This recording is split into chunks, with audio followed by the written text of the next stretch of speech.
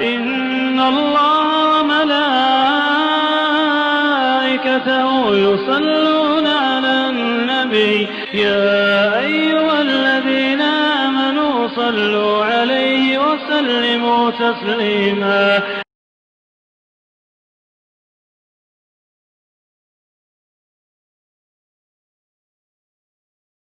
بسم الله الرحمن الرحيم. إذ أوى الفتية إلى الكهف فقالوا ربنا آتنا من لدنك رحمة وهيئ لنا من أمرنا رشدا فضربنا على آذانهم في الكهف سنين عددا ثم بعثناهم لنعلم أي الحزبين أحصى لما لبثوا أمدا.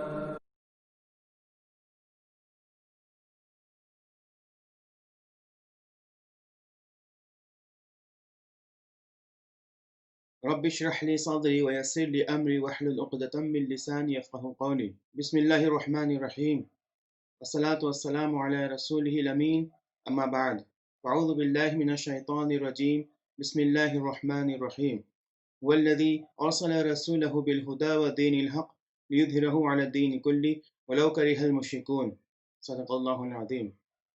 السلام علیکم ورحمۃ اللہ وبرکاتہ. میں محمد عامر سورہ کہف کی تفسیر لے کر حاضر ہو چکا ہوں. آج انشاءاللہ تعالی سورہ کہف کی آیت نمبر 10 سے 12 تک کی تفسیر پڑھیں گے. آیت نمبر 9 سے اللہ رب العزت نے اصحاب الکہف کی کہانی شروع کی ہے، ان کا قصہ شروع کیا ہے، اور یہ اس سوال کے جواب میں ہے جو اللہ کے رسول علیہ الصلوۃ والسلام سے کیا گیا تھا. کفار نے اللہ کے رسول علیہ الصلوۃ والسلام سے اصحاب کہف کے بارے میں پوچھا تھا، کہف والوں کے بارے میں پوچھا تھا.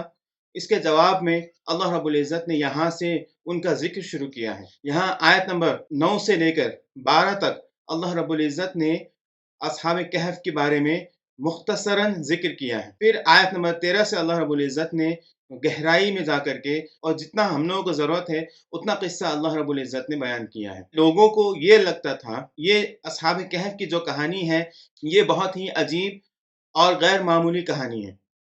حالانکہ اللہ تعالیٰ نے اس آیت میں آیت نمبر 9 میں یہ بات واضح کر دیا کہ یہ ایک ایسی کہانی نہیں ہے جس کو غیر معمولی کہا جائے.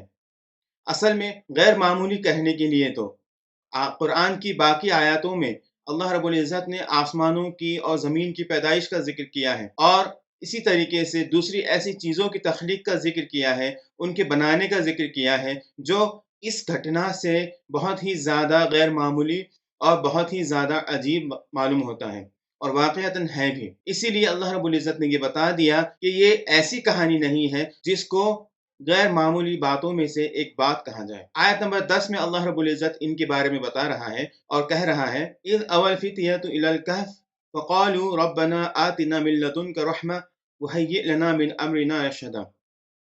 یعنی کہ اللہ رب العزت نے یہاں بتایا کہ کچھ نوجوانوں نے غار میں گوفا میں شرن لیا اور اپنے رب سے دعا کی، اور اس دعا کے الفاظ اس طریقے سے اللہ رب العزت نے یہاں درج کیا ہے. کہا گیا ربنا آتنا من لدنک رحمۃ وہیئ لنا من امرنا رشدا. اے ہمارے رب ہمیں اپنی طرف سے رحمت عطا کر اور ہمارے معاملات میں ہماری رہنمائی فرما. وہ لوگ مشکل حالات سے گزر رہے تھے، ان کو اپنی جان اور اپنی ایمان کی حفاظت کرنی تھی، جس کے خاطر ان لوگوں نے غفا کے اندر، غار کے اندر شرن لیا، اپنے آپ کو محفوظ رکھنے کے لیے وہاں چھپ گئے. اور وہاں چھپنے کے بعد ان کو پتا تھا کہ جس ایک خدا کے اوپر، جس ایک رب کے اوپر ان کا یقین ہے، ان کا آستھا ہے، اسی سے اگر دعا کریں گے تو ہم لوگوں کی دعا قبول ہوگی. اسی لیے ان لوگوں نے غفا کے اندر داخل ہونے کے ساتھ ہی یہ دعا کی اور کہا کہ اے اللہ ہمیں اپنی رحمت عطا کر اور ساتھ میں ہمارے معاملات میں ہماری رہنمائی فرما. اگر وہ اپنے ایمان کی حفاظت کے لیے اور اپنی جان کی حفاظت کے لیے کسی جگہ شرن لے رہے ہیں یا کوئی بھی راستہ اپنا رہے ہیں، کوئی بھی قدم اٹھا رہے ہیں، تو وہ قدم بالکل صحیح ہو اور اس قدم کے اٹھانے کے بعد ان کو کوئی نقصان نہ اٹھانا پڑے. وہ لوگ اگر اس طریقے سے اللہ رب العزت کے دین کی خاطر جب سب چیز چھوڑ کر کے نکل پڑے ہیں تو ان کو آگے جن چیزوں کی ضرورت پڑنے والی ہے، ان کی زندگی کو باقی رکھنے کے لیے آگے جن چیزوں کی ضرورت پڑنے والی ہے وہ تمام چیزیں بھی ان کو مہیا ہوں اور ان تک وہ سامان بھی پہنچ جائے اور ان کا ایمان اور ان کی جان بھی سلامت رہے۔ اس لیے ان لوگوں نے اپنے رب سے یہ دعا کی۔ پھر اس دعا کے نتیجے میں اللہ رب العزت نے ان کے ساتھ جو کیا وہ آیت نمبر 11 میں ذکر کیا گیا ہے۔ کہا گیا فَضَرَبْنَا عَلَىٰ آذَانِهِمْ فِي الْكَهْفِ سِنِينَ عَدَدًا، ہم نے ان کو کچھ سالوں کے لیے وہاں سلا دیا۔ فَضَرَبْنَا عَلَىٰ آذَانِهِمْ، ہم نے ان کے کان کو سیل کر دیا، ہم نے ان کے کان کو بند کر دیا۔ فی الکہف، کہف کے اندر، گوفا کے اندر، سنین عددا، کچھ سالوں کے لیے۔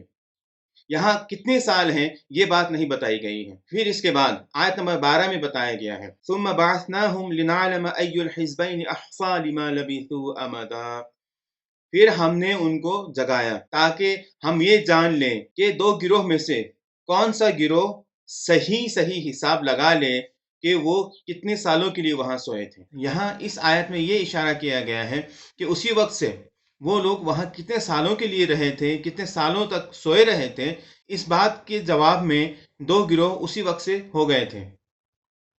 اسی لیے یہاں ہم لوگوں کو بھی یہ مان لینا چاہیے کہ اگر اللہ رب العزت نے صحیح عدد، صحیح وقت نہیں بتایا ہے کہ کتنے سالوں کے لیے وہ وہاں رکے تھے، کتنے سالوں کے لیے وہ وہاں سوئے رہے تھے، تو اس میں ہمارے لیے بھی بھلائی ہے کہ ہم بھی اس بات کو مانتے ہوئے چلیں کہ کچھ سالوں کے لیے ان کو وہاں سلا دیا گیا تھا، اس کے بعد ان کو جگایا گیا۔ ان نوجوانوں کی کہانی میں اصل بات جو ہم لوگوں کو یاد رکھنی ہے اور جس سے ہمیں نصیحت لینا ہے وہ یہ نہیں ہے کہ کتنے سالوں کے لیے وہ وہاں سوئے رہے تھے، بلکہ ان لوگوں کو کتنے سالوں تک اللہ تعالیٰ نے وہاں سلایا تھا اور وہ کس طریقے سے ممکن ہوا۔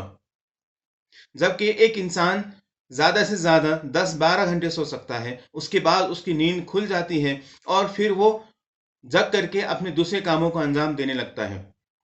حالانکہ جب انہوں نے حفاظت مانگی، اللہ تعالیٰ سے رحمت مانگا اور اللہ تعالیٰ سے رہنمائی مانگی، تو اللہ رب العزت نے ان لوگوں کو چند سالوں کے لیے سلا دیا۔ ہم لوگ چند گھنٹے سوتے ہیں، وہ لوگ چند سال سو گئے۔ یہ اصل بات ہے اور اس میں ہم لوگوں کے لیے نصیحت ہے، اگر اللہ چاہے تو اللہ اپنے بندے کی حفاظت کسی بھی طریقے سے کر سکتا ہے۔ ہم لوگوں کے لیے ممکن اور ناممکن ہے، مگر اللہ کے لیے، اللہ کی ذات کے لیے کوئی بھی چیز ناممکن نہیں ہے، ہر چیز ممکن ہے۔ اور اتنا ہی نہیں، اللہ اگر کن کہہ دے تو وہ کام ہو جاتا ہے۔ تو اللہ کے لیے کوئی بڑی بات نہیں ہے۔ ہم لوگوں کے لیے مشکلات ہیں، اللہ کے لیے مشکلات نہیں ہیں۔ ہم لوگوں کے لیے سمسیائیں ہیں، مگر اللہ کے لیے سمسیائیں نہیں ہیں۔ اللہ کے پاس حل ہی حل ہے، اگرچہ ہم لوگوں کے پاس صرف پرابلم ہے، صرف سمسیا ہے۔ اسی لیے یہ آیت ہم لوگوں کو یہ بتا رہی ہے، یہ سکھا رہی ہے کہ ہم لوگ اپنے مشکلات کو اللہ کے سامنے رکھیں، اللہ سے مانگیں جو بھی مانگنا ہے۔ کسی بھی مسئلہ کا حل چاہیے ہو، کسی بھی پرابلم کا حل چاہیے ہو، ہم اللہ ہی سے مانگیں، اللہ ہی کے سامنے ہاتھ پھیلائیں اور اللہ ہی کی مدد مانگیں۔ مگر اس کے لیے شرط یہ ہے کہ اگر ہمیں اللہ کی مدد چاہیے، اللہ کی رحمت چاہیے اور اللہ کی طرف سے حفاظت چاہیے، تو ہمیں وہ ہر کام کرنا پڑے گا جو اللہ تعالیٰ ہم سے چاہتا ہے، جس کی طرف اشارہ کرتے ہوئے اللہ تعالیٰ نے سورہ فاتحہ میں ایک آیت نازل کیا ہے جس کو ہم بار بار پڑھتے ہیں اپنی زندگی میں، ہر نماز میں، ہر رکعت میں اس کو پڑھتے ہیں اور ہمارے لیے وہ پڑھنا ضروری بھی ہے۔ ہم سورہ فاتحہ میں یہ کہتے ہیں کہ ایاک نعبد و ایاک نستعین، اے اللہ ہم تیری ہی عبادت کرتے ہیں اور تجھی سے مدد مانگتے ہیں۔ تو مدد جو مانگنا ہے وہ بعد میں ہوا ہے، مگر مدد مانگنا جائز کب ہوگا ہم لوگوں کے لیے؟ جب ہم اللہ تعالیٰ کی عبادت کریں گے۔ تو اگر ہم اللہ تعالیٰ کی عبادت کرتے ہیں، اللہ تعالیٰ کے حکموں پہ چلتے ہیں، تو پھر ہم جب اس سے مدد مانگیں گے، جب ہم اس کے شرن میں جائیں گے، تو پھر وہ خوشی خوشی ہمیں ایسی جگہوں سے اپنی رحمتیں برسائے گا، اپنی مدد عطا کرے گا جس جگہ کے بارے میں کبھی ہم سوچ بھی نہیں سکتے۔ اسی کی مثال ہے یہ چند نوجوانوں کی کہانی، جس میں اللہ رب العزت نے ان کو چند سال سلا کر کے ان کی حفاظت فرمائی، پھر ان کو دوبارہ زندہ کر کے دنیا والوں کے لیے اس کہانی کو مثال بنا دیا کہ اللہ تعالیٰ چاہے تو کچھ بھی کر سکتا ہے اور کسی کی بھی مدد کسی بھی طریقے سے کر سکتا ہے۔ اسی لیے اگر سرنڈر ہونا ہے اور اگر خود کو سمرپت کرنا ہے تو اللہ کے لیے کریں، بخدا اللہ کے لیے کریں، اسی میں ہم لوگوں کی بھلائی ہے۔ اگر ہم کسی اور کی طرف بڑھیں گے، لپکیں گے اور کسی اور کے شرن میں جائیں گے تو ہو سکتا ہے کہ اللہ بھی ناراض ہوگا اور ہم لوگوں کی دنیا اور دین دونوں خراب ہو جائیں گے۔ اللہ تعالیٰ سے دعا ہے کہ اللہ ہمیں ان آیتوں کو سمجھنے کی اور اس کے میسج کو سمجھنے کی اور اس پر عمل کرنے کی توفیق عطا فرمائے۔ وآخر دعوانا ان الحمد للہ رب العالمین۔ السلام علیکم ورحمۃ اللہ وبرکاتہ۔